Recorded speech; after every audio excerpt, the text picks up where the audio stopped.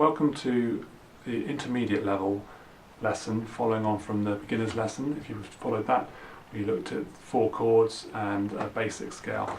To build on that, we're now going to look at those same 4 chords, but then try and integrate a few others. We're also going to play a chord progression using purely the natural notes, which is the white keys on a piano.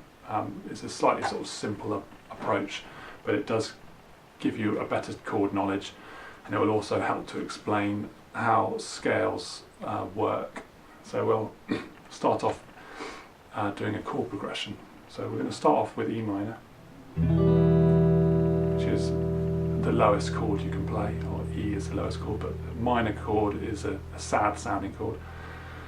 Next is F, which is quite tricky actually, because you have to use all 4 fingers, and what I recommend you do is you get the fingers 2, 3 and 4 down first, and then you clamp down afterwards. And it's those different elements that make it so difficult, because you have to really kind of reach round and arch with the fingers 2, 3 and 4, and then you have to use a slightly different muscle set to press down using the kind of the middle of the finger, and you kind of clamp down with the edge. And again, if you remember from lesson 1, you have to get close to the fret. So with all of that, you're close to the fret. So you've got those 4 down, and then you strum all the strings. And it's alphabetical: E, F, then we've got G. Before we had 3 fingers. You can actually do 4 fingers there. You can put the little finger down, the 3rd finger next to it. The middle finger is still the one that reaches across up to the top, and then the 1st finger down. The musical alphabet only goes up to G and then cycles back to A again. So A, B, C, D. We've done E, F, G, and then we're back to A. This is a minor chord.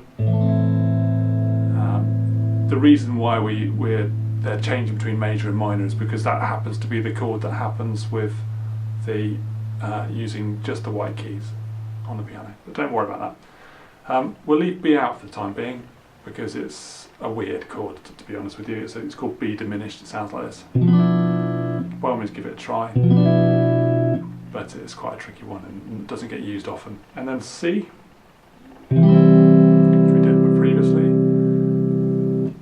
D minor we're going to be playing now. So rather than D we did in the first lesson, this is a slight difference.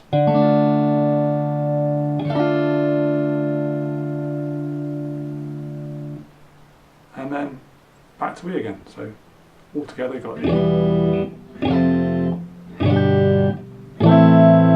Leaving out the B one.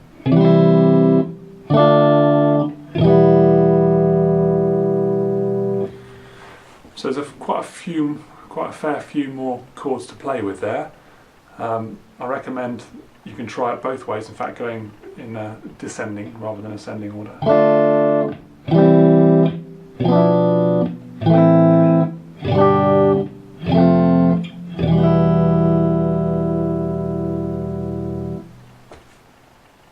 Okay, so then we looked at scales last week, so last lesson.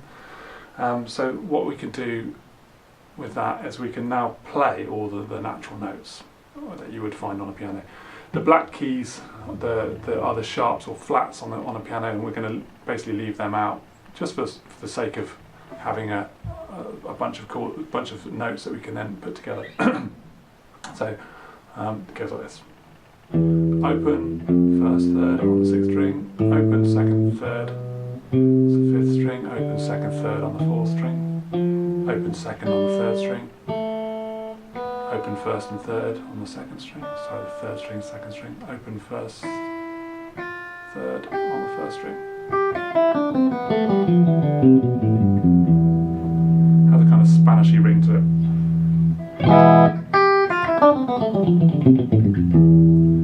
Okay, and those, because everything we've done with this lesson has been using just the natural notes of the piano, it will all work together. So if you're playing G, it fits, and you can play the same with it.